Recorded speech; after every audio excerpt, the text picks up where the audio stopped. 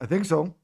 There's just for 5B, there are some updated documents that I can share at that time when we get there, but that's it. The agenda item is still the same. So Great.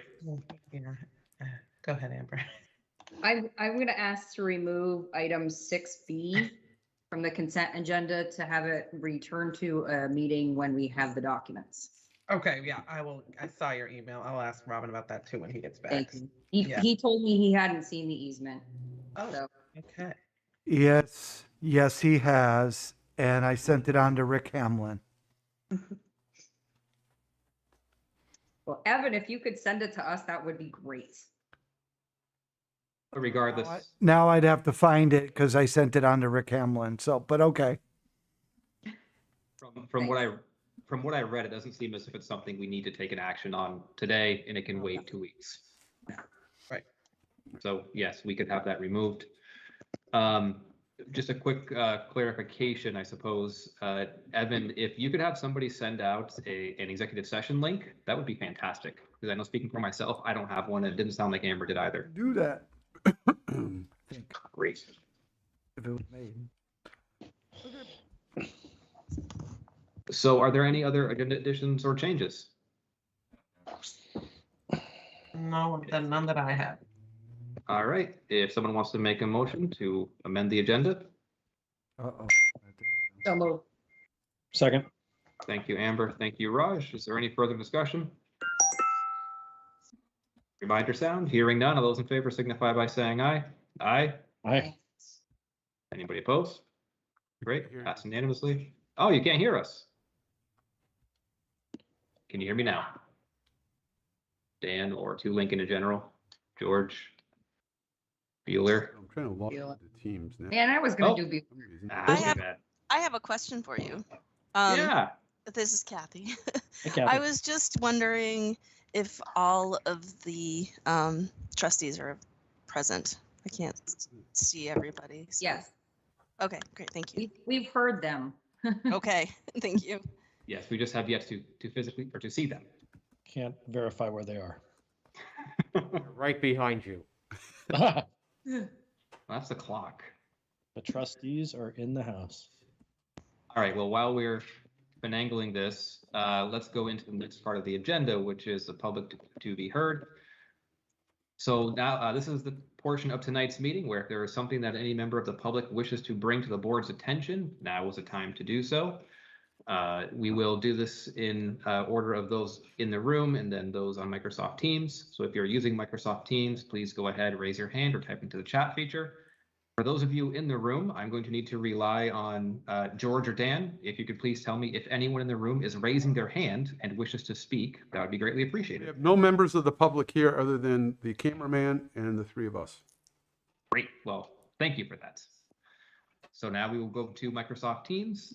I am not seeing any hands up, so as a last call, if there's anybody using Microsoft Teams who wishes to bring something to the attention of the trustees, please raise your hand in Microsoft Teams or type into the chat feature.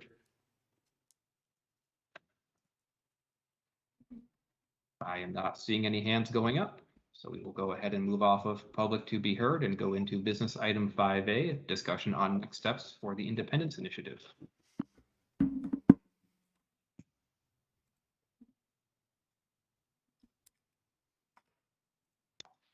Hello, Brad. Hey Andrew, how are you? Fantastic. How are you? Good. So yeah, there's no memo or any action items here, just an open discussion on anything that the trustees would like to see as a next step for the Independence Initiative. As I'm sure everybody is aware, the vote passed 1 week ago today with 88% approval. A higher number of votes that were cast either in favor or against in the last 3 votes. It's the highest number. So certainly participation was high and approval was high, and it's a great start. So congrats on that. Thanks. Thank you, Brad. And I just wanted to echo that, having a turnout as high as it was and having such a decisive point in terms of the direction of the community really is quite a clear statement as to where the village of Essex Junction desires to be, and that's clearly the city of Essex Junction. the one thing that I want to make sure just to name publicly that I did not during any of the comments I made is I also want to appreciate you, Brad, for the work that you did to get us to where we are. You were our staff point person for this effort, and I personally greatly appreciate your efforts getting us to this point, coordinating so many documents, helping to ensure that documents were followed up on, making sure that we had the things that we needed. So I really appreciate that and your dedication to this. So thank you. Thank you. My pleasure. Have to second that. Thanks, Brad. Yep. Really excellent work. And just on the technical side of things, those of you in Lincoln, can you hear us okay? Yes, Yes, yep, you're you're fine. coming fine. Yep. Great, and we can hear you. Still can't see you, but we can at least hear you. We have some items coming up in the next agenda item in terms of MOUs. Other than that, I personally don't have any other questions, comments, concerns for the initiative. Hey, there's Lincoln. Nice to see you all. Should we do the wave? Yeah. Yes. No. All right. The only other thing that I did want to mention in terms of where the initiative is going, at this point, really, things are largely out of the hands of those of us on the screen and in this meeting. At this point in time, this is really in the legislature's hands. Those of us on the Board of Trustees, the community, we have done our part. We have voted. The results by now should be at the Secretary of State's office and on their way to the legislature if they have not yet already been there. But until there is a bill and until the legislature comes into session, there's really nothing else to be done except for continuing the work of the MOUs to help with a smooth transition from being a village that's a part of a town to an independent city.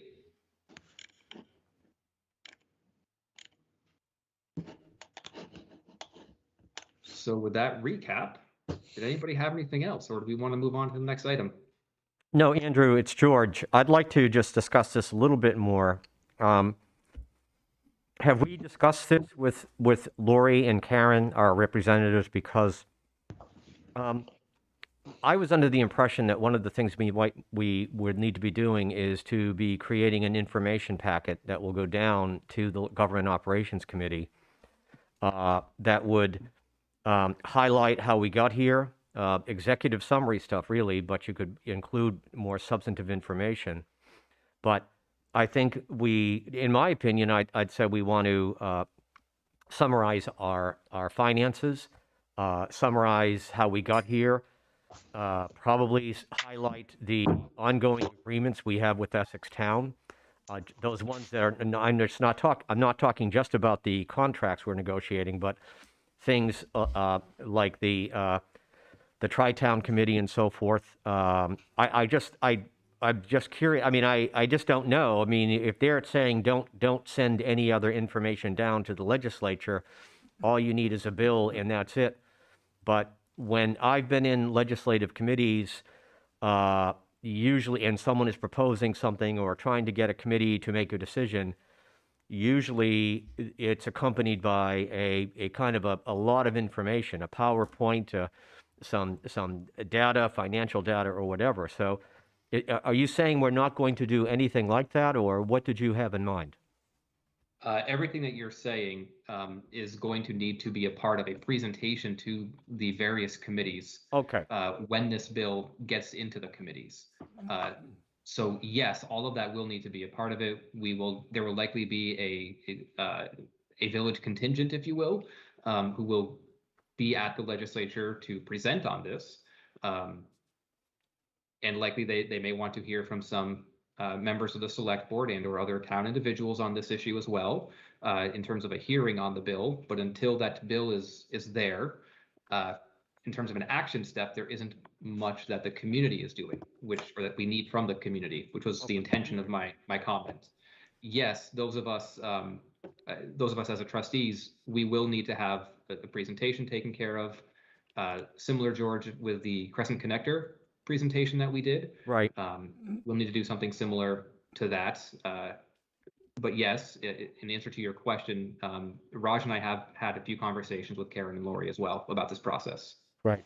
The thing is, I just want to just make everyone cognizant, just keep and I'm glad to hear you, I'm reassured to hear you say that. I just want to keep us cognizant of time because here we are, middle November, and the legislative session is going to be on us very quickly. And we don't, once, as you said, once the bill gets down there, it could be delayed a couple of months. It could go right into the committee. We don't have control over it. So I'm only going to suggest that whatever presentation you are anticipating or we're anticipating, we probably want to start putting that together fairly soon. And So I yeah, I have started doing that based on some of my own assumptions and some of my own thoughts. okay. With that said, what I'm wondering is, in terms of our process, is that something that the four of you are anticipating that the five of us do all together during our meetings, or would you be willing to have there be a group of two of us to see it forward? I'm comfortable with you. I don't personally have a process in mind, but I just want to make sure that however it gets done, and I'd certainly defer, I'd help in any way or stay out of the way. And I think that's what Dan is saying too, but I just want to make sure that we're doing something. That's all. And if we can contribute in any way, or however, leave it up to the board leadership to make those decisions. We are all leaders of the board in our own way. This is not a dictatorship. Oh, okay. I think it'd be good to have everyone share what they think should be involved and included, and really kind of talk that through and try to come up with the best package we can come up with, with the most relevant information that they think. And we can reach out to Lori and Karen and ask them as well. Like what do you think? Yeah. The relevant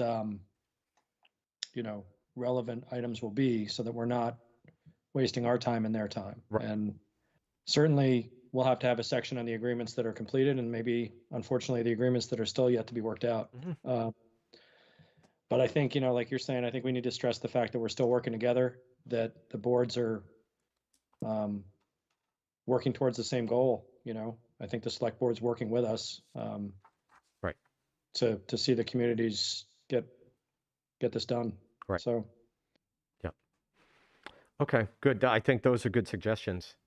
Yeah, and I agree with you, Raj, that probably more than anything, hearing from Lori and Karen, what do state representatives want to see, which might be very different than the kinds of things that we think are important. So I think that's a good something important to keep in mind.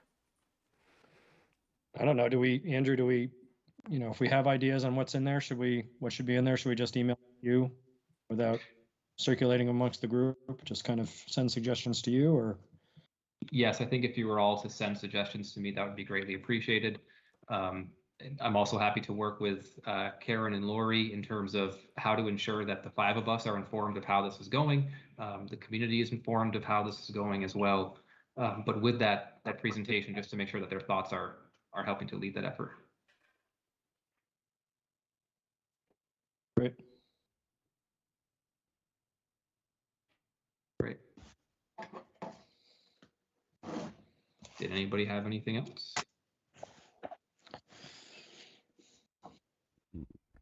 No, I guess I'll just I'll just thank again all of the community volunteers that came together to really put out what I consider to be sort of an unprecedented effort at outreach and connection the community prior to this, to make sure people knew what was coming, that they had factual information, and that they were informed of what was going on. I'm still blown away at how many points of contact there were over the past couple of months, and really appreciative of the volunteer efforts of everyone that came together with Our Village, Our Voices to get that done.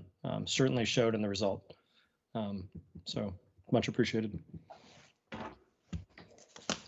And Raj, they'll be on the agenda for the 23rd to give you kind of a recap of all those numbers and all the activities. So we'll hear from them in a couple of weeks. Great, thanks. Mhm. All right, so if that's it from the board, I see we have a hand up. The listing is Essex Distorter, so I'm not sure who this is. So I can't call on you by name. If you would not mind unmuting yourself and letting us know who you are and your comments, that'd be appreciated. Hi, Andrew. This is Mike Sullivan. Hey, Mike. Okay. Just want to say that I really like the idea of putting the presentation together. I would also kind of urge, or I would love to be able to be have that, have a scene or have a visit, a presentation to the public and or OVOV for what's going to be seen, just maybe before it's becomes finalized and such. So just my thoughts. Thank you for that, Mike.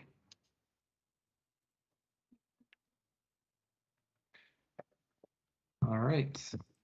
So with that, we will go ahead and move on to agenda item 5B, discussion and edit agreements and MOU with the Town of Essex in relation to independence. And we got some updated MOUs, as you will see coming on the screen now. I appreciate, I believe it was Kristen who had taken the versions from the town's attorney as well as from our own attorney and combined them into one document. So Kristen, I really appreciate you doing that. Happy to do it. And I guess from a process from here, as you can see on the screen, why don't we just start off in that order? We'll go from MOU, police, and IT agreement, and delinquent tax agreement.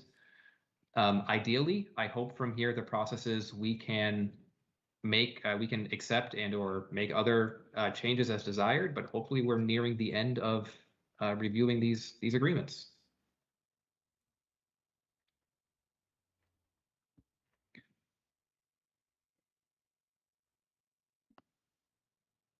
So I'm making an assumption as we look at these MOUs that as you scroll down, if we don't see anything highlighted, then what is there is acceptable to both boards at this point.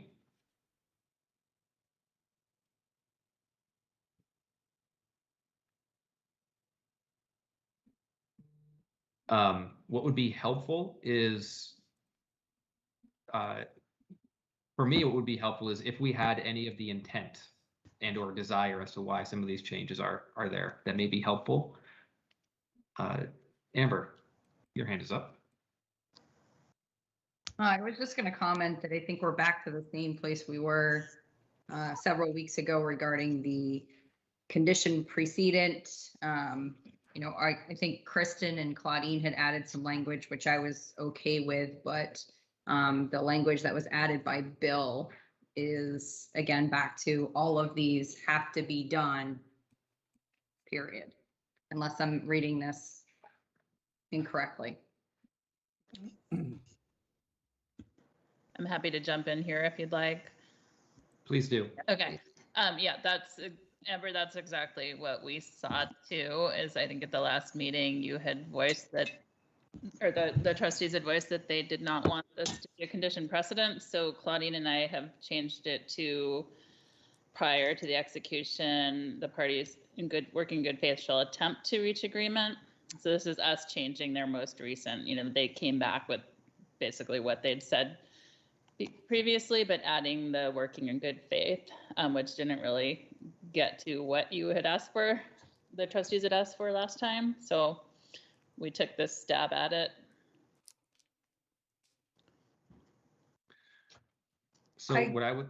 Nope, sorry, Andrew. I was just gonna say, I like your version, Kristen. I think the only question that I had was how to define, at what point do we say we've attempted, Yes. and we failed, and I think that's the only unanswered question that I had in regards to that, but I do like the change.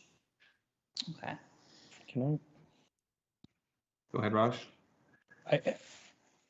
I guess I'll, a slight tangent to this is, we keep going around and around on this point, but we have yet to talk about anything that's in that list.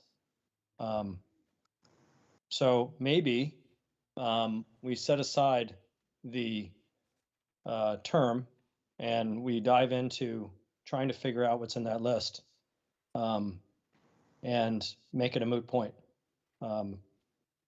you know, because now it feels like we've done the last 2 or 3 joint meetings going round and round on this.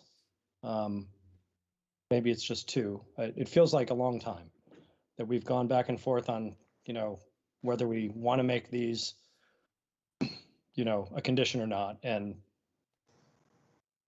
I feel like we're so close on the really difficult ones that we can probably get this list done and then we won't have to worry about it. I mean, I know we're trying not to do too many in one meeting. I'm hearing staff and both boards saying they don't want to, you know, tackle 5 or 6 a night anymore. But I'm not even aware of any proposals that have gone back and forth, if any. So I don't know what other people think of that, but I feel like if we go back to the select board, like you're alluding to, Amber, and just say, no, this is, you know, we're stuck. So just a thought. I hear you, Raj. What I come to on this one is I think what we should do is go back with, we said that we're not okay with it being a condition of precedent, and as such, this is our version. It sounds like we're at an impasse on it, so let's just not talk about that right now. And to your point, Raj, let's finish the agreements. Let's see if we can finish them, and then it doesn't matter. If this is the sword they want to die on, then they can express that, and we can express that if it's truly our position that we don't want that statement in there, then that's our stance, and we try to move on.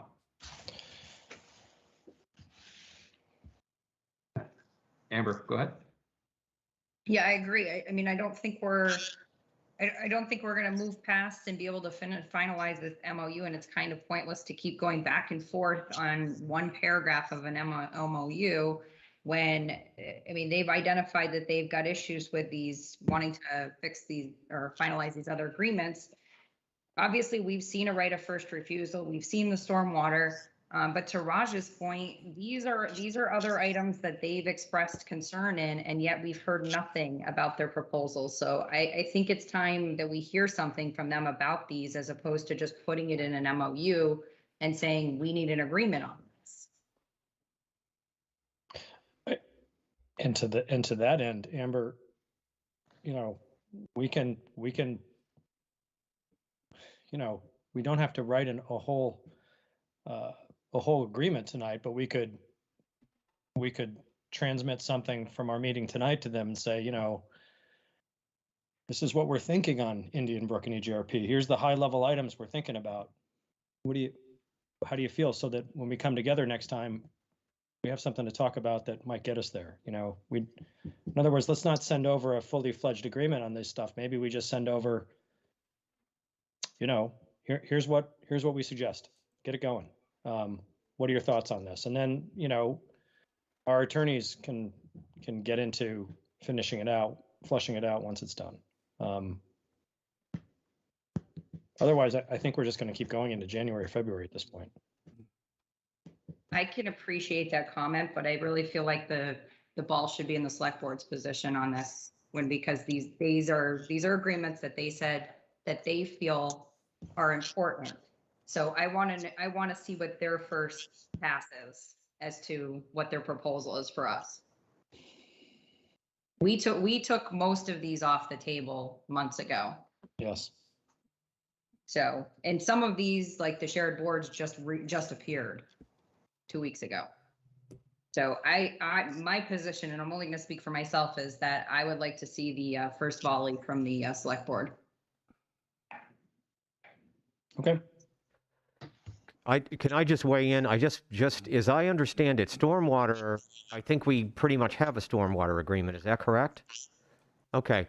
Indian Brook EJRP program, I don't know about that. How about senior center? I think we initially had. Why don't we continue to share the cost of the senior center and bus stuff on a grand list basis? I think that's a reasonable suggestion.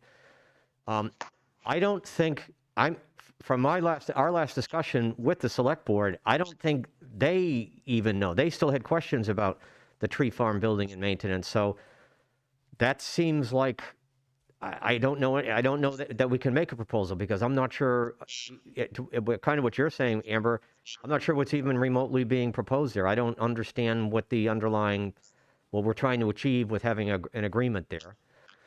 So in a sense, I think it really just comes down to Indian Brook and EGRP. Is there some trade-off there? I think this can be kind of, probably could, to go back to Raj's earlier comment, we could probably dispose of this fairly quickly, but we would need to get a little bit more clarity from the select board.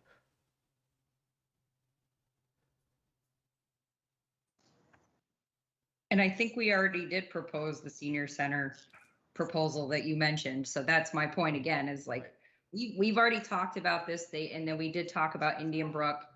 We didn't like their proposal. They didn't like our, so now it's just kind of, again, what are you guys thinking? If you didn't like that and you still are saying that it's something that is important to you, give us some thoughts. Okay. Go ahead, Raj. You're muted, Raj. First time. I don't feel like I can speak for the select board or Andy necessarily, but my recollection is his opinion on tree farm buildings was, we are all co-owners. So, are we going to walk away from, in what my sense is, they feel like we still have a responsibility to that property. And they don't want to be left with the sole responsibility for maintaining buildings. It's unclear to me, however, whether we had any responsibility in the first place. But I think Evan might have corrected me on that a few meetings ago, saying that, something about there being myth to the tree farm agreement and reality. And that, so I guess maybe Evan, if you can, in a 1-minute summary, very brief summary, Sure. with your familiarity of the tree farm agreement, what would our responsibility in this case be, do you think? Yeah. In your interpretation? There is something in the agreement that says the town would maintain the buildings, I believe, but the spirit of that is because the town encompassed the village, that the entirety would take care of it. But you guys can argue that the original agreement says the town will take care of the buildings. I see Margarita's her hand up. Yes, sorry, Evan, didn't know. I didn't mean to cut you. I have the file in my office back at 81 Main. I can get that out to all of you and copy it. You could all read it. Mostly, I just wanted to say at the joint board meeting, we will be having a presentation on this because this also deals with the lease that is up for the tree farm management group. So that will be coming on the 22nd. So you are right. Like, there's not much, I don't think, that you can even kind of talk about sharing until you know what you want to do with that lease as a whole. So that will be coming forward, though. We did talk about that this week, and we're meeting again about it on Friday. So we'll be getting something out there for that. FYI. Okay. So what I'm hearing so far from this is we already have an agreement for stormwater. Indian Brook was something that I believe we as a trustee said that we wanted to talk about and that we wanted to try and work with the select board on. EJRP was definitely from the select board's end, and we have not seen a proposal from them at all. The senior center and the bus, we did propose to them a proposal where the services would be provided by the town. We have the space. There would be some funds that would change hands because of that. We can go back to that if that is still the will of the board. I would agree that tree farm, we want to put on hold until we at least have this conversation on the 22nd. And then as far as like the administration transition, personally, it seems as if that's going to work itself out within the next few months regardless. So the amount of time it would take us to come to an agreement would probably just be a waste of time, in my opinion, unless there's something I'm missing. Shared boards, commissions, and committees. I think that this is probably one that we should take on, frankly, because given how we have yet to see anything from the select board in terms of a proposal on any of these, we could continue to wait and ask them to do it, or we could just put something out there as a starting point.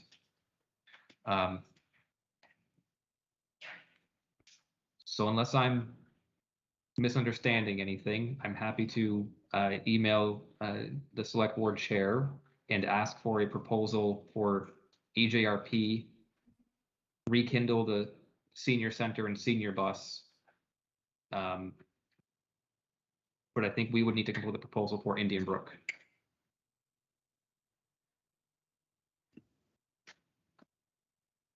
Which, in my mind, if we look at 42% of how much the current Indian Brook maintenance is, there's a proposal right there.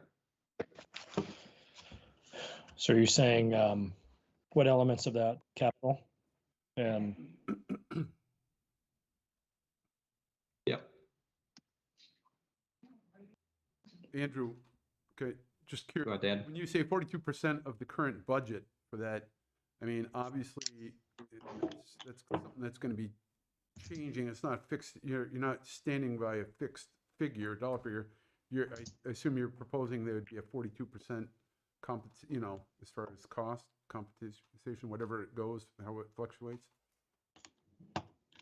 It has been approximately 15 to 20 or so thousand every year for quite a few years of maintenance to Indian Brook for the dam and the milfoil. A couple of years it was higher than that. A couple of years it was lower than that. But on average, that was approximately what it was. So I would say if we would just use that previous 10 or so year indicator of an average, we could just say that is 42% of that average.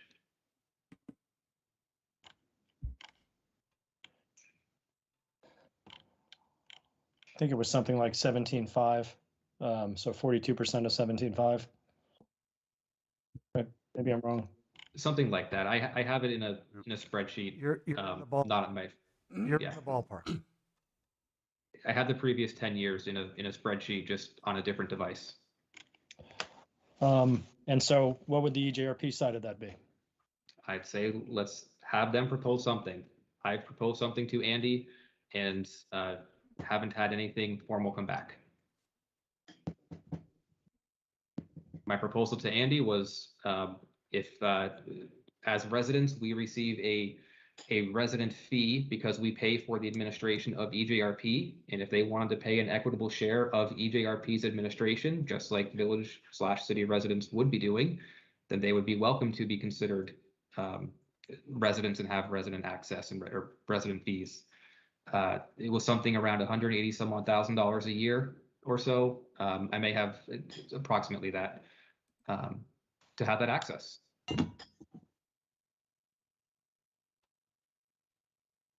And what would that access include? Unlicensed care? Unlicensed child care. It did not include the licensed child care program. I don't recall off the top of my head whether it included pools. I think it may have. Cool, got it.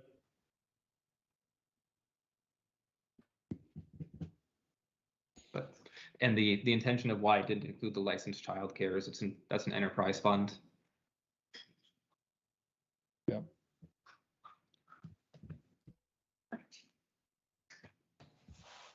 So yes, if the board is okay with it, I'm happy to communicate that back to the select board chair. Sure. Given that, just also thinking of expectations, given that on the 22nd, we're going to be talking about the tree farm again. I'm not going to hold out much hope that we're going to make much agreement or much progress on any of these agreements in that meeting.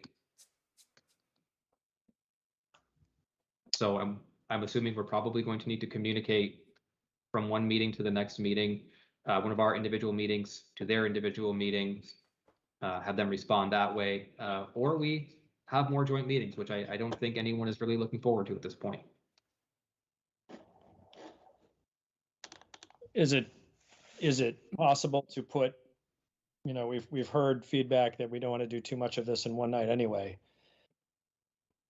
Is it possible to look at some of the ones that we feel like we're there on and put that at the beginning of that meeting so that we can put a stamp of joint approval on and put them to bed? I'm thinking of police services and possibly a couple others that we still have yet to talk about, but it feels like we're so close on a couple of these that we could literally take them off the list without delaying that meeting too far and at least get get somewhat get something concrete done. And, I'm thinking of all of 20 minutes or half an hour at the beginning of that meeting. I think that sounds good. I just feel like we need to start ticking stuff off the list. I mean, we need to, because otherwise they're just going to keep going back and forth. Not them, the agreements will keep floating back and forth. Right. Yep. Andrew, I'll add one last piece. I'm agreeing with everything you're proposing. I would only make one last point. In terms of the senior center, the select board had mentioned that they might want to open their own senior center in the town. And so obviously it's going to be, if they haven't come to a decision about that, then there's not much we can do in terms of negotiating with the current senior center arrangement. So that would need to be something they have to work out. We can't help them with that part. If they have to make a determination on their own whether they want to continue to work with us on the existing senior center. So that's a potential black hole that may not get resolved, and it might not be resolvable because for anything that we've done. Agreed. Thank you for that, George. Yeah. Go ahead, Raj. Yeah, and on that note, two things really. I mean, if we're our own,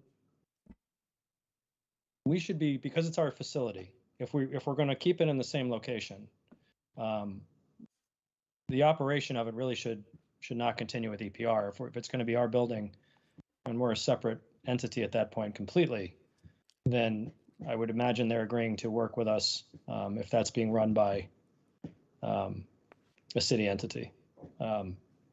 And the second part of that, I guess, would be, as far as condition precedent goes, condition precedent on this one, maybe we don't agree, and that can't hold everything else up. So there has to be a way for some of these to be taken off the list if it just simply can't be done. Or, as George pointed out, they're not ready to do it. Thank you for that, Raj. And that's what I like about Kristen's addition here of shall attempt to reach agreement in this MOU, is that if we don't come to an agreement on any of these, that should not stop the progress we had already made on any of the other agreements. So that was what I was trying to get to with my earlier comment at our joint meeting about how, if we can't come to an agreement on the senior center, does that mean the police services agreement truly should be null and void at that time? And because that just doesn't make sense. Right, and in this case, the senior center, if they're just not ready to make a decision on that, then that's okay. It's nobody's fault. It's not like the rest of this should be thrown out the window. So. Right. Yeah. Are we ready to move off of paragraph 2? Actually, I just wanted to make sure that you all had noticed this because it was a different change in paragraph 2. In the last sentence, by entering into this MOU, the town does not waive the opportunity to oppose separation or ask for certain conditions. And we removed the oppose separation or. Claudia and I had been looking at that for a little while and wondering about it. And then we checked in with Brad too. And we felt like, we wanted to see what you all thought of that. But it feels like, especially at this point with the overwhelming vote, the idea of the town now opposing separation, it just seemed like it was appropriate to pull that. I would certainly be okay with it. I'm anticipating that they would say, no, put it back in. Mm-hmm. And I guess the question we'll have to ask ourselves is it that important for us to keep it out for this agreement? I think for now, for today's purposes, why don't we keep that out? And if we, and in the meantime, I guess each trustee, I would think about how important that is in terms of this MOU as we revisit that.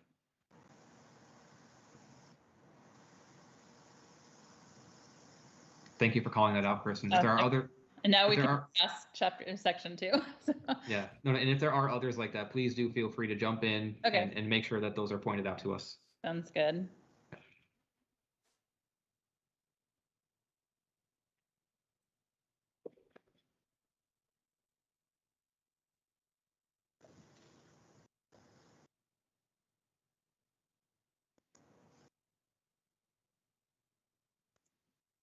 Kristen, was there anything else that the town's attorney had added in here or changed that you had any concerns with as No. our legal counsel? We were really okay with it. You'll see, I think it's in section 3, we had just removed the reference to condition precedent again, but that's the same issue.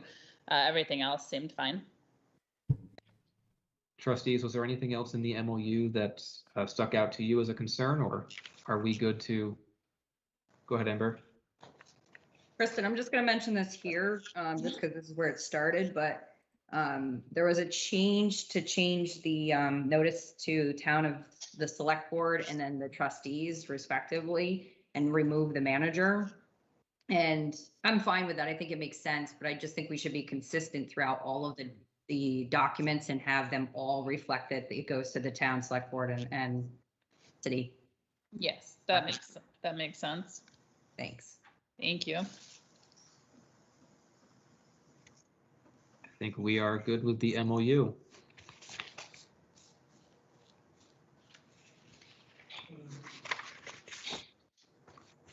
Now, similar with the police services, yeah, we can just get down to those edits.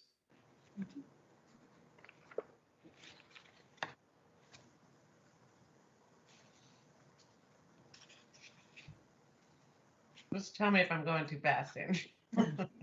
So with these two, in my recollection, that's what we talked about. Mm-hmm. I think it's the time frame we had discussed.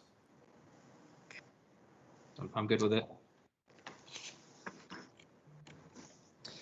So I'll just stop you here in section 4. We just tried to clarify this because we were realizing that, if the town vote failed, but the village was already paying for these services, but then was not going to get them because the town vote failed, the city should get some kind of reimbursement for that or reduction in what they need to pay. If the police services were being cut back because of a town vote failing. That sounds logical.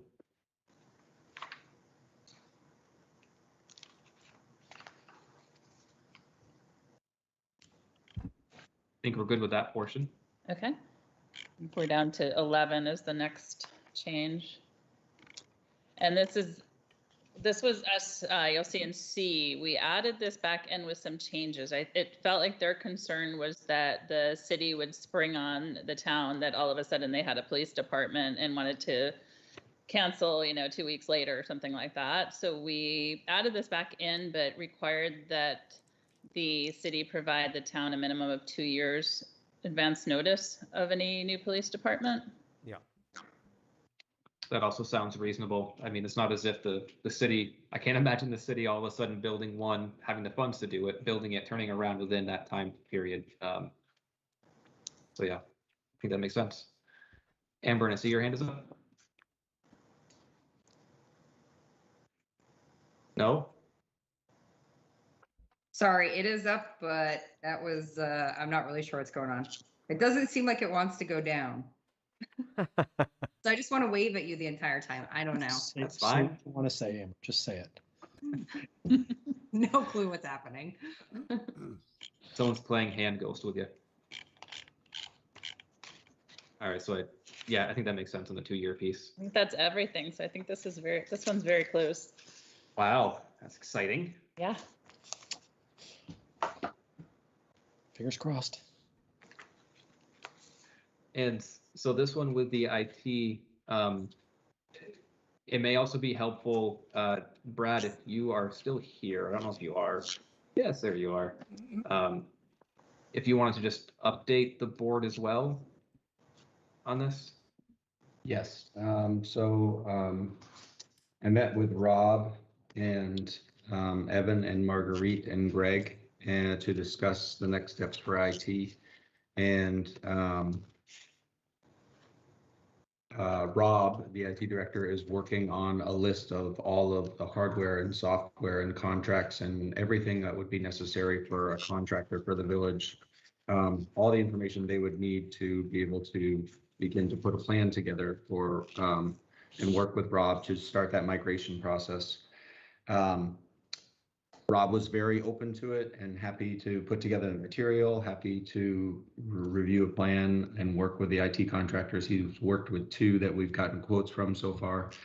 Rob was very clear that this would not take a lot of time at all on the IT department's part, on the town IT department. He thought it would take a lot of time on our contractors' part to get things set up, but in terms of him extracting and migrating data, he's very open to it. He doesn't think it will take any time. It will be negligible is actually the word he used. The quote I wrote down was not taking a whole lot of time suck from our department. Really don't see it being a lot on our end. So he is prepared and able to do that work. And he has reviewed this MOU. He has not reviewed, I believe, the changes since we met. But it was my task to write those pieces in, so he'll have the opportunity to review them. Thank you for that, Brad. There was one other thing, Brad. We did talk about it being a whole lot easier if the new city was running a lot of the same software that the town is running, so that data could just, it's really, he can hand you the data, but it would be a whole lot easier if it was going into the same software programs without having to translate it. Someone would then have to make the data fit. But if you're running the same stuff the town is, or mostly, it'll run a whole lot easier. Gotcha. And certainly that comment was not so much about Rob's work. His work will be the same either way. He'll just literally provide the information. It was more of a cautionary tale for us on the receiving end. Yep.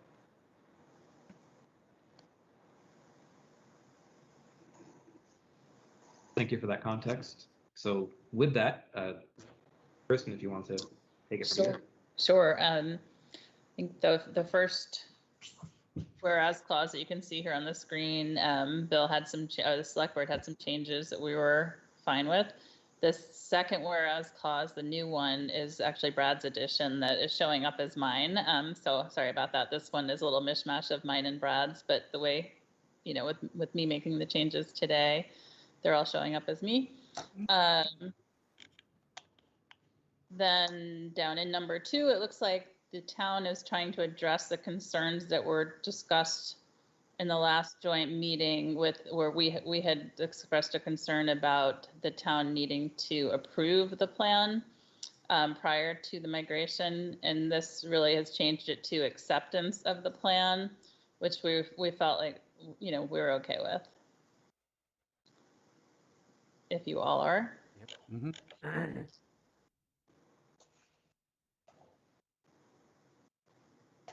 So I'll address the first changes in here, and then I will turn it over to Brad because the majority of those are his. We were trying to pull that indemnification language in a way that they may or may not accept, but we wanted to include that the city won't violate any. Sorry, and I realize I missed part of the change here. It should read, the city shall not violate any state or federal regulations concerning protected data. So we're basically saying the city will accept responsibility for damage and won't violate these state and federal regs, but didn't want to include the indemnification language. So we'll see, what they say about that, I guess, but felt like we're trying to meet them halfway there. And then, unless you have any questions about that, I can turn it over to Brad for the other changes in that section. Makes sense. Yeah, Thank you. The next bit is this concern that came up in conversation last time about if there are existing contracts, IT-related contracts, and what to do with them. Rob felt like most of them could be transferred over to the city. But what this language says here is that if the contracts have expiration dates after the last fiscal year in which the city residents pay town taxes, that cannot be transferred to the city without penalty or be canceled. If the city were no longer part of, then the town and the city will just maintain the contract, and the town will bill the city until the contract expires. And in the future, the city and town can consider extending, renewing, or creating new IT contracts if they so desire, but aren't obligated to.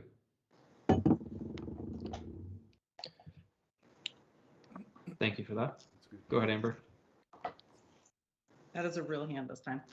So it sounds like Rob has looked at some of these contracts, and I'm just wondering at what point are we going to get copies of those contracts, or at least some form of identification as to what that paragraph means for us, and whether that is going to be an implication for us.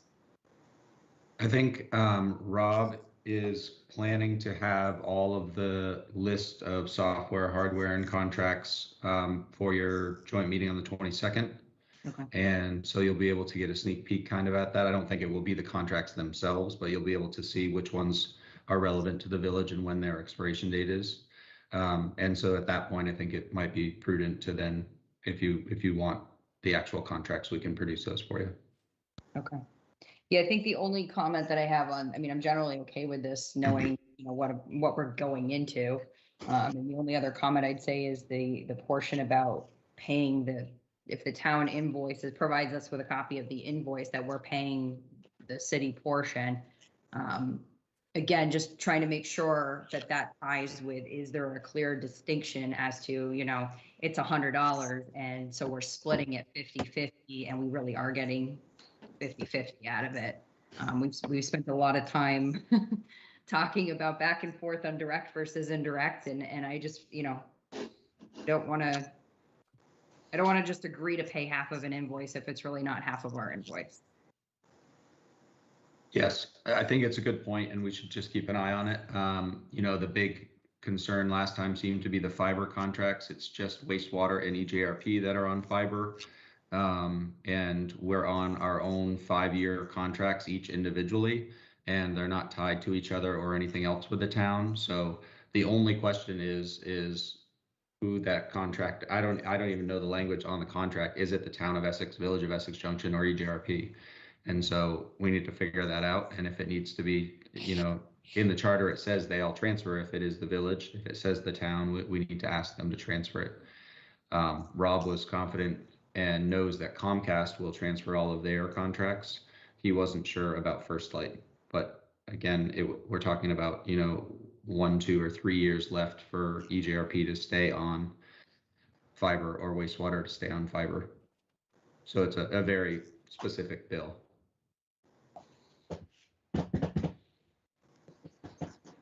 Thank you, Brad. Not hearing any other comments on that, so I think we're good to continue on.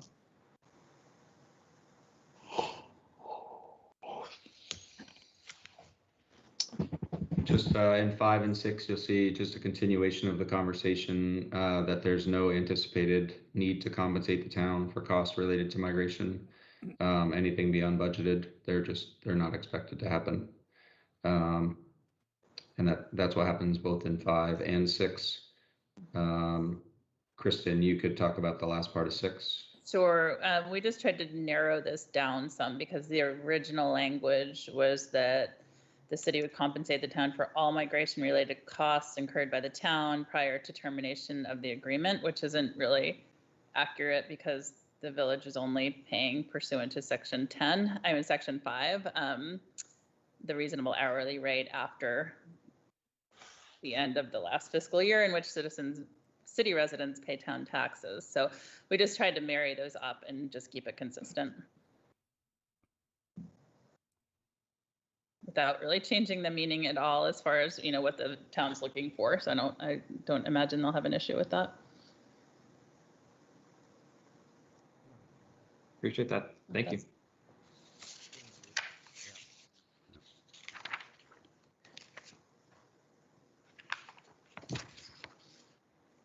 Next. This is where it gets fun. Go Go ahead, Kristen. So this one, I've got the city charter here, but we've got language in the city charter stating that, or the proposed city charter, stating that the city will collect the taxes and then turn over the town's portion to them. We can't change the charter at this point. It can be changed by the legislature, but it is what it is as far as what's being proposed now. So we just don't really have the option to do what they're asking for here,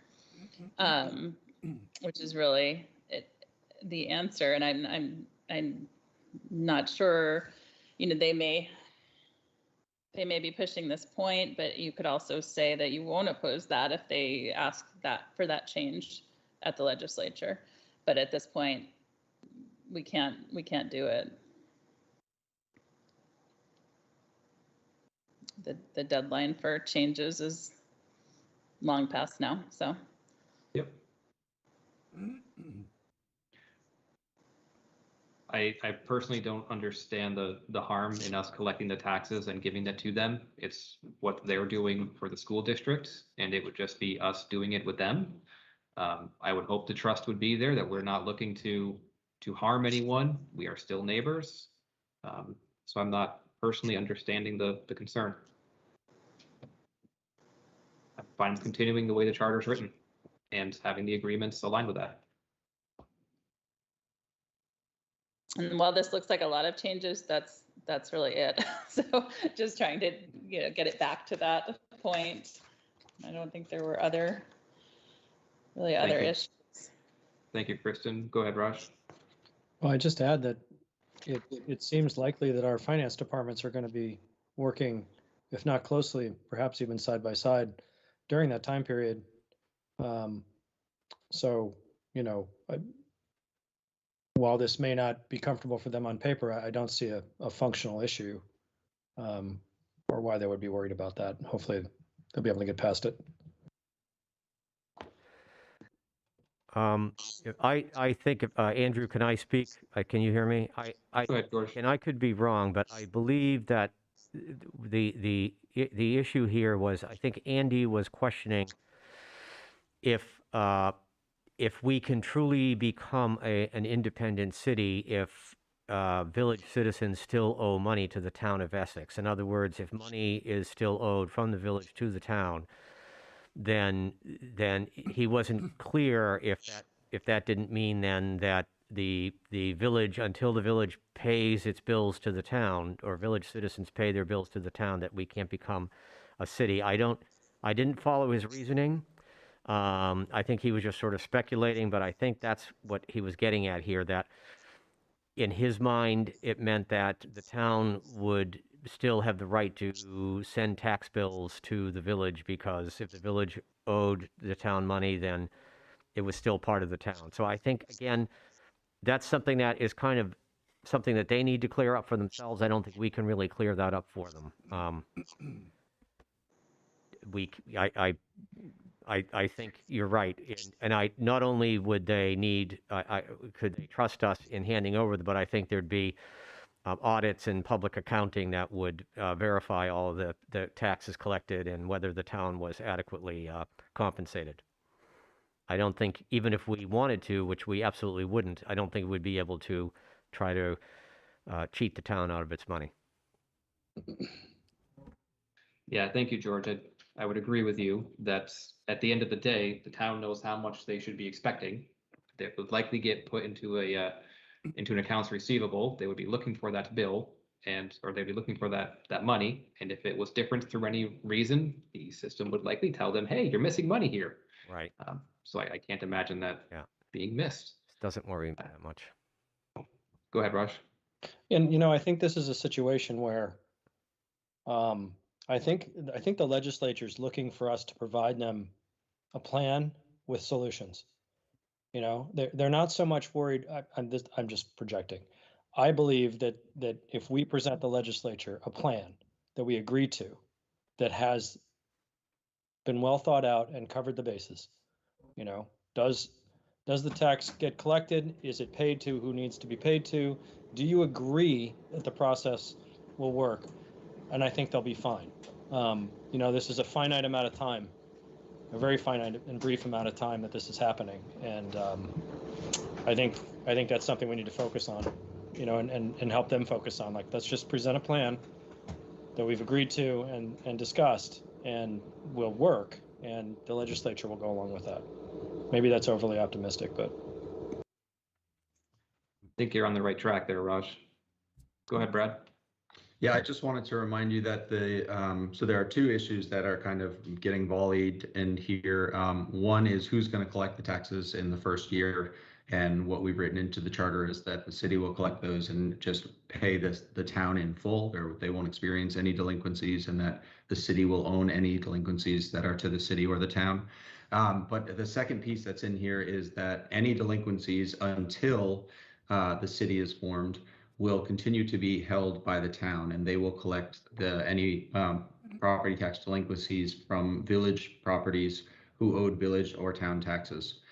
They've already paid the village in full, and I just want to remind you that the finance director is the one who has recommended that is the best approach for the finance department, that teasing out that information of how much somebody's delinquency is now, how much of it is due to the town, and how much of it is due to the village / city is extremely tedious work and unnecessary. You have to figure out an amortization schedule based on when the delinquency occurred. Somebody would spend more time and effort and money ultimately trying to decide those things than it would be worth to split them up. The other piece to remember about property tax delinquency, it sounds bad, like we're handing, they have to hold our delinquencies. Property taxes almost always, like to almost 100% get collected with interest. So in fact, those notes that they're holding on village properties and village taxes, they will recover that money eventually, and they will get interest on it. So it's not a bad deal for anybody. It's just a simplicity thing. Exactly.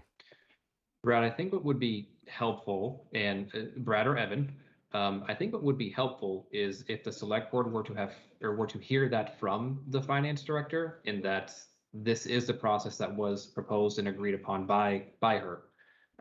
We can say it until we're blue in the face, and I want to say I did say it at our joint meeting, but I've got the impression that unless I hear it from her, it's not going to mean the same. So that would be appreciated if those staff who have reviewed this were to say such within a memo to the boards that we have reviewed this, we think this is the best way forward.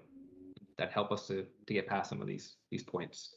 I'd be happy to do that. I have one other suggestion, and it's maybe more to Kristen. I've been trying to follow the logic of this. I'm pretty sure it's pretty standard stuff. One last thing. This is where my head is. There's one debt that I'm aware of, and that's the police department building. And Andrew, maybe you could. The only debt that the new city would still be obligated for is the police department building debt. Is that correct? That's the only bond that the town has outstanding that the village voted for. You are correct. And so the only other thing I can think of that probably should be is that the village will continue to levy that amount for the debt based upon whatever that's supposed to be in the year it's supposed to be as part of your tax levy until such time as that debt is paid. Yes. And remit it to the town. Yes.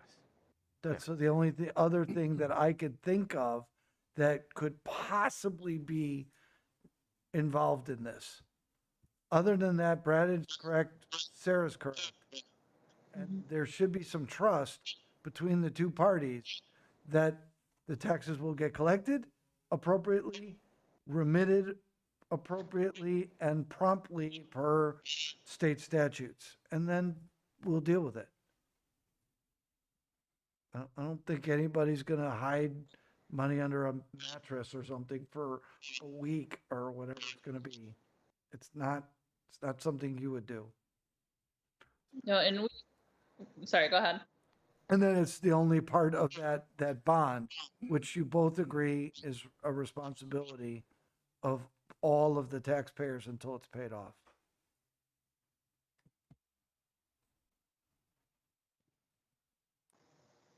Go ahead, Kristen. I was just going to agree with Evan that if the charter weren't already in place, Yeah. we would be fine with the town collecting on this for the city. It doesn't really matter one way or the other. But given that we've got the charter in place, that's Yeah, and then the only other thing I would say is that if you do have to go down to the state legislature, and if you're going hand in hand, I would ask that you guys, or the town attorney and the village attorney, just write up something that says, we're in agreement. We just need you to do X. Please do not do Y, just do X.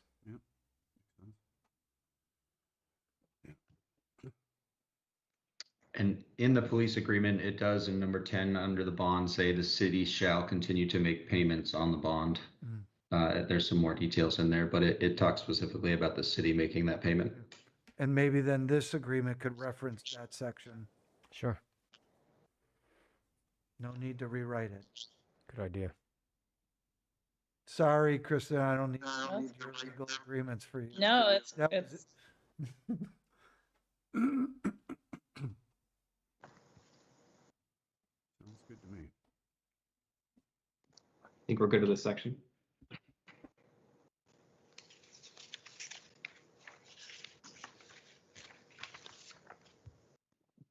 So that's the agreements, right?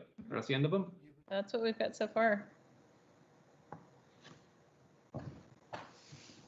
All right. Well, so if that's the end of the agreements, we made some edits. We have no motion at this point. I'm assuming, just to name it, I'm assuming then that the edits that were made will now be passed on to the select board for them to consider at their next meeting.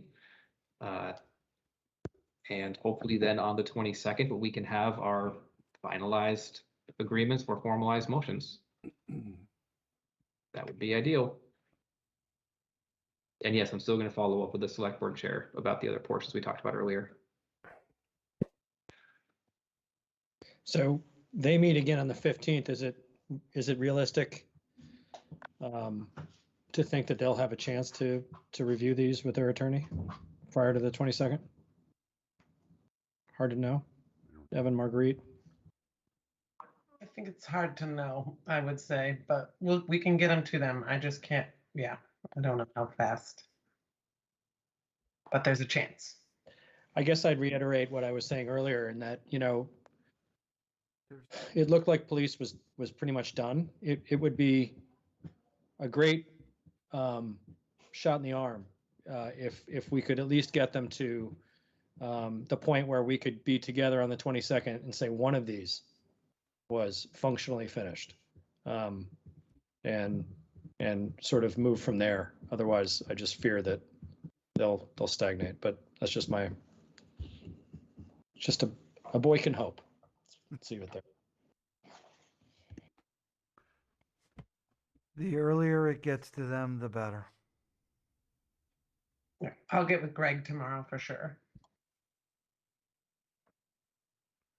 It's appreciated. Thank you. Thank you, Kristen. So if there's, She left already. I'm here. Thank you all. Would you like me to stick around? no, I think we're good from here, Kristen. Okay. Thank you for your help and enjoy the rest of your evening. Thank you. You too. Bye-bye. Thank you.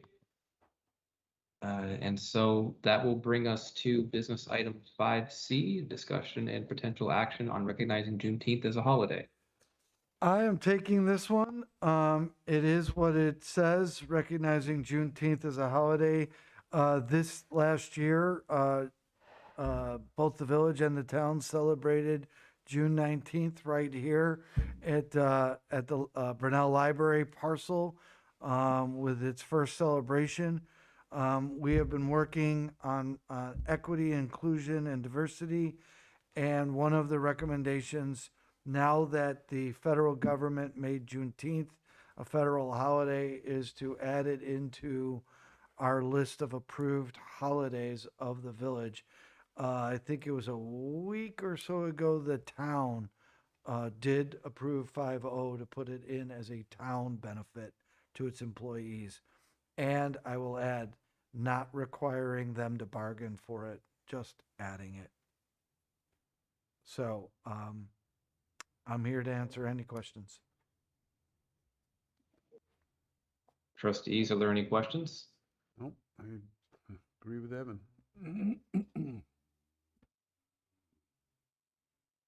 If there are no other questions, comments, or concerns, the recommendation is on the screen. I'll make a motion. I move the trustees adopt Juneteenth as a village recognized holiday and authorize the unified manager to update the village personnel rules and regulations to add Juneteenth as a recognized holiday and to execute a memorandum of understanding with the Village Employee Association to add Juneteenth as a paid holiday to their bargaining agreement. Second? Thank you, Raj. Thank you, Dan. Is there any further discussion on that motion? Hearing none, all those in favor, please signify by saying aye. Aye. Anybody opposed? Passed 5-0. Thank you all. Thank you, ladies and gentlemen. I think that was a very good and proper move, and it will mean a lot to the community. Thanks, Evan. And next up is a management decision on ending the MOU regarding the unified manager. Thank you, Parker, for going back and forth like that. You're going a little faster than I was. Thank you. As the memo says, the announcement has already been made. This is that formal process. Similar to before, if someone would like to make a motion, the recommendation is on the screen. I'll make a motion that the trustees take action on the unified manager MOU, staff, I guess it says staff recommends following motion. I move that the trustees end the memorandum of understanding regarding the unified manager when the MOU expires after February 26, 2022. Thank you, Dan. Is there a second? Second. Thank you, Amber. Any further discussion? Yes, I would like to just make a very quick statement, if you don't mind, Andrew. Since regards the unified manager, I want to just state publicly for the record how deeply, deeply grateful I am to Evan for the amazing, excellent job he has done in a very, very difficult situation over the last few years. I think both boards join with me in extending our appreciation and gratitude for him. It's not without a lot of sadness that I see this and personal regret that I see this MOU coming to an end. But I think that's where we are. But I want to, at least for myself, publicly state that I am just so deeply grateful for the effort and professionalism that Evan has brought to this job.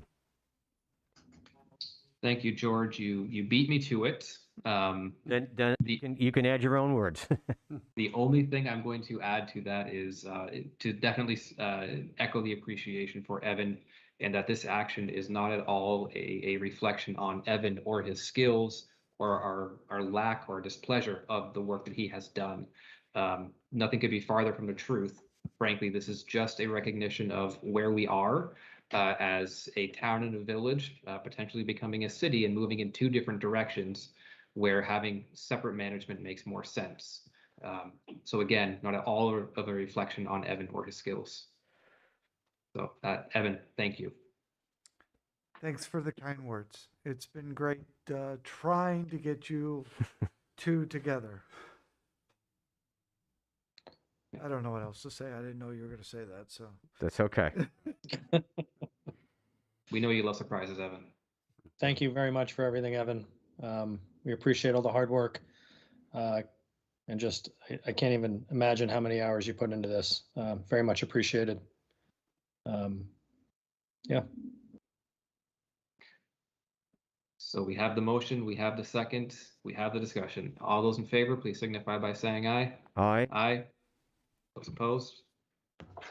Passed unanimously, 5-0. Thank you all. Evan, thank you again. Okay, and business item 5E, a discussion and potential action regarding personnel. We have this as a executive session item or a potential executive session item. We also have a memo that's a confidential one for the trustees. And Evan, does that have to be done in executive session, the confidential portion, or can we talk about that publicly? You caught me off guard because I didn't look at it. Yeah. Sorry. Marguerite? Yeah, I think because it's already sort of, when we put this together, it hadn't been mentioned yet in public, sort of, but now we've discussed it at the budget, day and such, and since then. So I think it is your call, but it doesn't need to be, I don't think at this point. It was something where we hadn't had any discussions with anyone of you yet, and now we've done that, so that's sort of what kept it that way first. Yeah. And so I would say we have two portions. We have that memo, and then we also have the future needs. And now with that most recent decision, the management needs from February and onward. So we have those two portions to talk about. Personally, I'm okay with all of this being in open session. Trustees, are any of you concerned about continuing both of those conversations right now in public?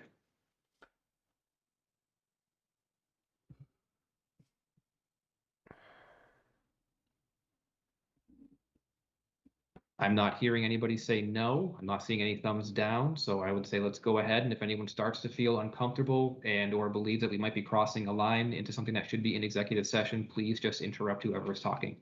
Does that sound good? Sounds good. Okay. So why don't we start off with the memo? That would be appreciated. Let me get it. Sorry, I wasn't prepared for the confidential one. So I'll grab it and I'll put it up in a second. No worries. I'm just throwing everybody off today.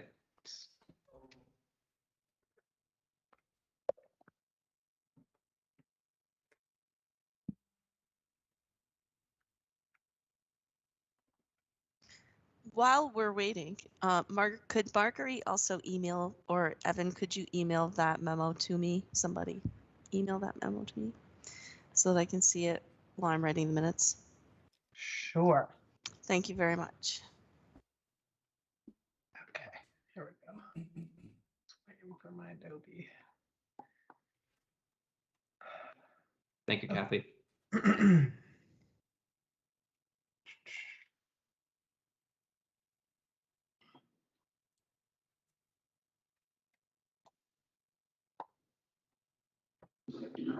So what's the plan for Evan, Marguerite, one of you to take this, or did you want me just to take the discussion from here? Either way, I was multitasking to email Kathy. So Evan, if you want to jump in while I email, that would be great. Or Andrew, you can take it away too while I get that email.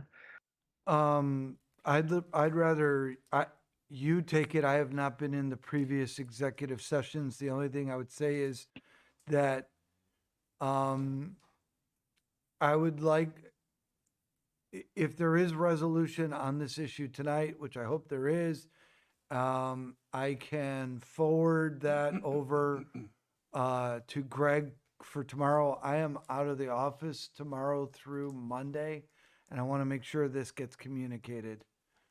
So whatever the town, village decides to ask the town for, I want to make sure that gets moved over quickly. Appreciate that. Yeah, so essentially, as you can see here, sorry, Andrew, do you want me to take, I finished emailing, so I can focus now. Keep going. You got this. Okay, yeah. So essentially talking about, what the new management needs might be for the city and looking at those costs and expenses. And again, trying to do, things in a mutual fashion and aiding each other in doing this.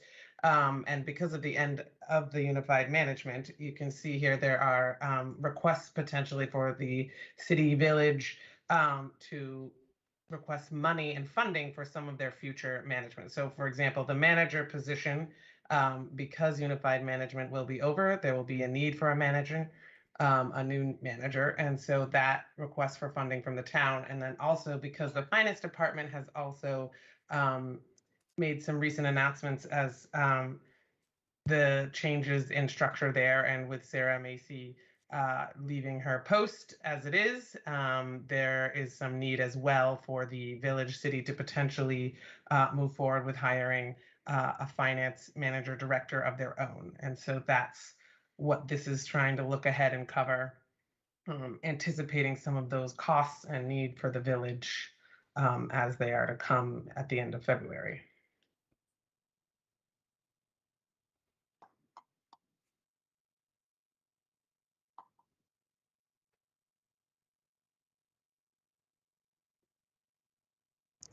Andrew, you're muted. I just realized that. Thank you so much, Kathy. Trustees, are you just gonna let me flounder on that one?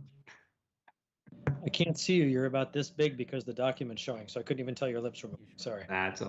It's all good. So trustees, as is already in the memo and was just discussed, we have already talked about this a fair amount, or at least that top amount in the memo of a little over $97,000.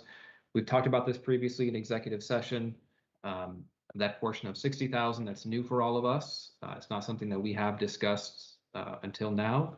I think that personally, both of these would help to set us up so that way we can fill these positions now. Otherwise, I don't believe that we would have the finances to be able to do this. So from my perspective, I'm happy to move forward with both of these as presented. Andrew, can you just speak to the little bit of complexity? We're talking about a 3-year finance agreement with the town where, as I understood it, it was going to be the town finance director was going to, the finance director was going to be a town employee, and we were basically going to continue to essentially contract for those services. Is that changing? What, just sort of nuance this out a little bit for me. I'm not quite, how does this change the landscape?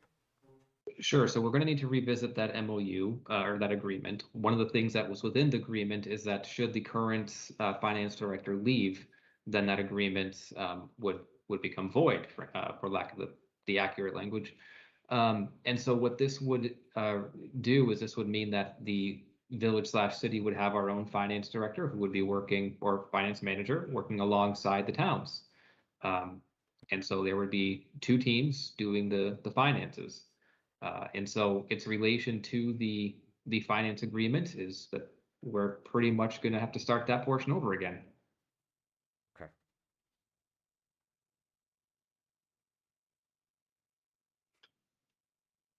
Hope that helps to answer the question.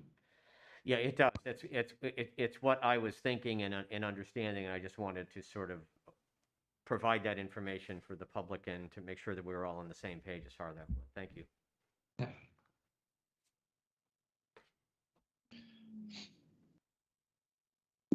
So if there are no other questions, comments, or concerns, if Marguerite, if you want to scroll down to the recommended motions.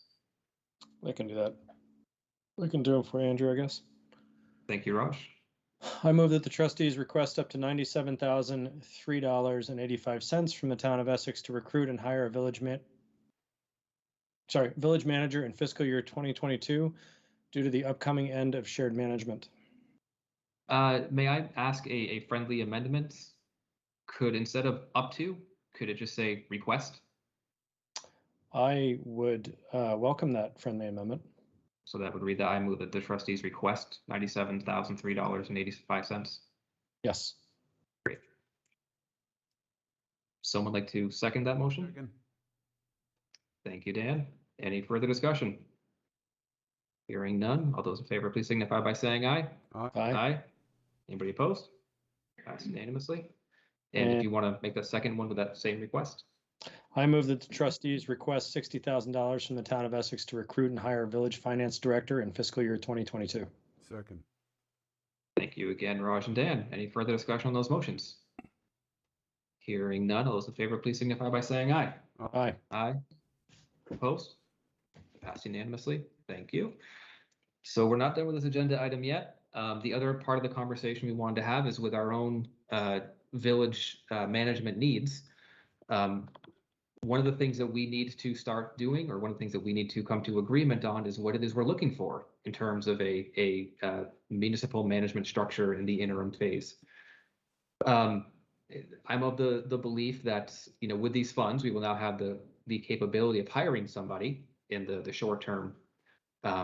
Personally, I'm of a belief that we want to hire an interim manager. We don't want to go through the process of hiring a full-time permanent manager until we have the legislative approval from the legislature with regards to separation. And so with that, I talked a little bit about this during the budget day. I think that what we really want to try and look for is approximately a 30-hour-a-week on average contract for a professional manager who would be able to help guide us with our management needs, who would be the legally defined manager for our community, to help make the decisions that a manager needs to make a decision on, to help us as a board with our meetings, help to ensure that the community continues to flow and function as strong as it has been and will continue to do. So that's how I would see this playing out. I would not see this person shepherding the separation process. I would say that Brad has been doing that really well thus far, and there's no need to take that away from him, but rather to help provide the overall day-to-day management for our community. And so if the board is okay with it, I would be, I talked to a couple of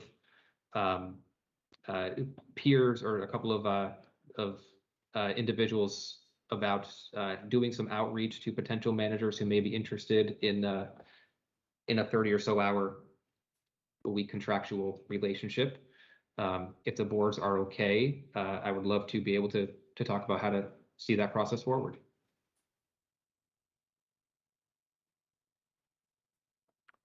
I'm okay with it.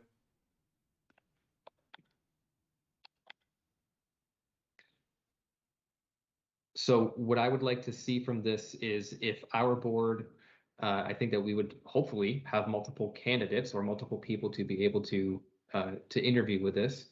I would like to see there be still an interview process. I think that one of the things I've said before is one of the biggest responsibilities those of us as trustees have is hiring and evaluating the manager.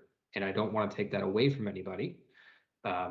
So I would like to see us be able to participate in a few interviews. And at the same time, I would also like to invite some department heads in that to help provide some feedback from a cultural standpoint to help make sure that we don't rock the boat any more than has already been rocked. Raj, why don't you go ahead and. Yeah, and the only thing I'd add to that is realizing we are discussing an interim management position and the timing we're dealing with. But it might be helpful to also brainstorm, while we may not be able to engage in a full public process on this in terms of meet and greets and input and participation in interviewing, it might be beneficial to identify some stakeholders in the community that might be able to assist us with the interview process in a limited fashion. And by limited, I mean just that when we do a final search for the city, it will be a much different process than this, much more community input, a much wider net being cast. We'll probably engage the community with what we're hoping for in new management, what kind of vision we're looking for. but this is a much different thing.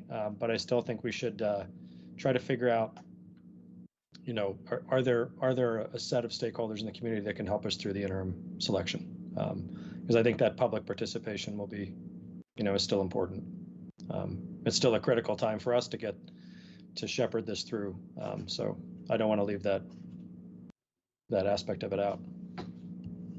But again, I say that understanding that this is a much quicker, shorter, more abbreviated process and interim. Thank you for that, Raj. And I do want to be very clear that the process we went through as a town select board and the trustees, we went through in having Evan Teach be hired. I would see us doing something somewhat similar to that, possibly even similar to what Winooski did, hopefully more successful in trying to find a permanent manager after the interim phase. And at that point in time, yes, absolutely, I would want there to be significantly more public inputs. I remember there were multiple interview groups. I think that's the process we would want to go down. In the short term, you know, with this contract, with the management MOU ending at the end of February, and given the holidays that we're coming into now, I think realistically, we're not going to be able to find anybody until the beginning of the calendar year. And it would be nice for there to be some level of overlap with Evan. And also, it would be nice to have just dedicated village management. So I'd like to get this process started sooner rather than later. Certainly not opposed to having some stakeholder representation on an interview panel. Just also want to prevent there being 15, 20 people in a room to do interviews. Andrew, can I jump in? Yes, George, please do. I am a little concerned about making I can think of it, since this is going to be an interim position, and there's a possibility we could be considering someone who, for a variety of reasons, is going to be going back to a different job or may not. To make a long story short, there may be reasons why candidates that we like and think would fit the bill may not want to go through some lengthy public interview kind of process. So I'm a little concerned about setting that as a condition that until you've narrowed the field down, I'm just concerned that you don't do too broad a process, because there could be some reason why some folks don't want to have their name out there, I guess, until some kind of a decision is made. I don't know if that's a consideration, but I just wanted to raise that as a potential issue, hurdle here. Yes, absolutely. And I would see there being, frankly, one interview, and it being, you know, an interview with those bodies. Right. Not seeing it be that 3-4 interview process where I think Evan spent what, like 3 days here, 2 or 3 days here for that process. Yeah. I'm not looking to recreate that. Yes. We almost. January. Yeah, I think if it had been in good weather, we put him at the Champlain Valley Fair, and we would have had a crowd of 5,000 interviewing him. Dunk tank would have been. Yeah. Dunk tank. It's not too late. I'm in agreement with the both of you. I don't want this to be dragged out. I just think that, yeah. If Raj is going in the background or something, but you have some background noise when you speak, Raj. I don't know what it is. I think he's vacuuming. No, my kid decided to run a load of laundry, so it's on spin I cycle. thought it was a washing machine. I was going to say washing machine dryer. That's what it sounded like, yeah. Nice. So I'm happy to continue reaching out, try to have some more conversations to develop a candidate pool, and work with the trustees on getting that schedule lined up. In terms of getting department head input and feedback on this, do we want to just identify some people now? Do we want to reach out to the department heads and ask them who would like to be involved? What would the pleasure of the board be? I mean, how many people? I just think fewer is better than trying. You get the more chefs or the more people in the process, the more drawn out it is. So, I mean, whatever, maybe we pick a number and we say that we're not going to bring every board, every department head or every, a huge panel together, but streamline the process. If I could make a suggestion, Please do. you go to the department heads and ask them to elect 2 persons from their midst to represent the department heads. Yeah, that's fine. That's a good idea. Don't do I like that. all those volunteering, take one step, just ask Yeah. them to nominate 2 people from their midst. That's a good idea. Or I'll do it for you. Appreciate that, Evan, as always. Whichever you want. No, I think that it would be good if they were to pick 2. Because I could tell you and everybody who's watching, we have used department heads in our interview process. All of them bring skills and knowledge to that process. Sometimes they hear things or feel things that others, maybe didn't see or feel. So they're a great asset. And I'm sure they will give of their time to be on that search committee. So can't go wrong. Great. Is there anything else in relation to an interim management process, structure, what have you, that you all want to talk about? I now have my questions answered.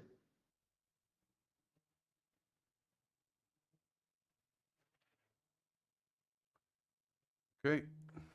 Roger. I'm just going to say one last thing. Again, I think that you need to approach this with a great deal of flexibility.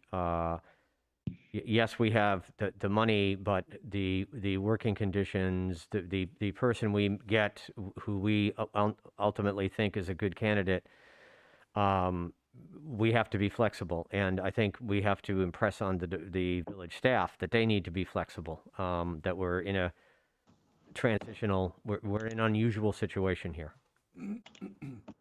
I think it goes without saying, but sometimes that you have to repeat these things. Absolutely. Raj, I think you were going to say something? Oh, it's also possible, right, that this person will, well, never mind. I'm good. Forget it. That also reminded me, Travis had sent me job descriptions that I'll take a pass at, send around to everybody. I don't think we'd be violating open meeting law if you were to send me individually your edits or your thoughts, your concerns. But inevitably, this person's going to need to be in a contract or something, and having a job description would be a great starting point for that. As long as you accept the final job description together, that would be great. Right.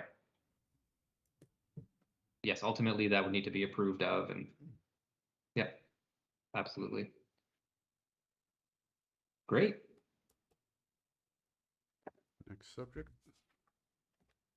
There's nothing else.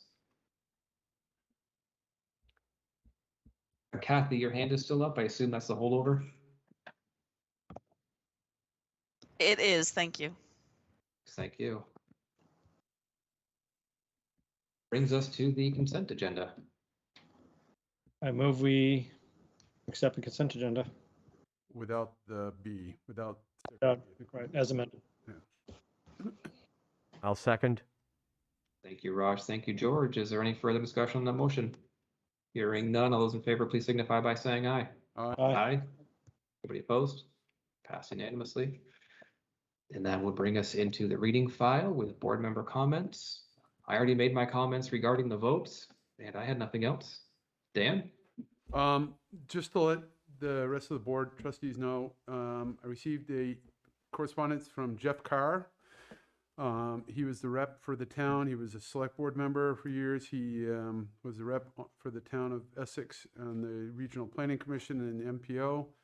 He is going to be moving out of the area, he and his wife. And anyhow, so he won't be able to fulfill a role as a backup for our board, or for my position there on the Regional Planning Commission, but Elaine Haney is already, so we're all set there. I told him I'd mention it to you or the board in our next meeting. I wish him well. He's really contributed a lot to the community as a whole over the years, and we're indebted to him, for all that service. The other thing is I've got something here from the seniors news page here, a pie sale, I guess, coming up. Pre-order your pies by November 17th, Essex Area Senior Center. So I don't know if the camera will pick up on it there, but it's a little flyer from the Essex Senior News monthly page here. What kind of pies? Nice shameless promotion. Yeah, what the heck? It's that time of year. Dan, what kind of pie are they offering? Well, it looks like they have a apple with some lattice pie crust, like a lattice work on the pie crust there, and it's got a pumpkin on it. It says Strawberry rhubarb. Yeah, on that list? apple, strawberry rhubarb, pumpkin, and a minced meat. And we're looking at roughly $15 for the apple, pumpkin, or strawberry rhubarb, and $18 for minced meat pie. 4 homemade delicious flavors. Does anybody know if this information is online? Let's see. I think you could probably find it. Let's see. Don't have it on here. It doesn't actually say. Well, it's that on online. cable. It's on cable now. Yes. Yeah. Kind of the point, Evan.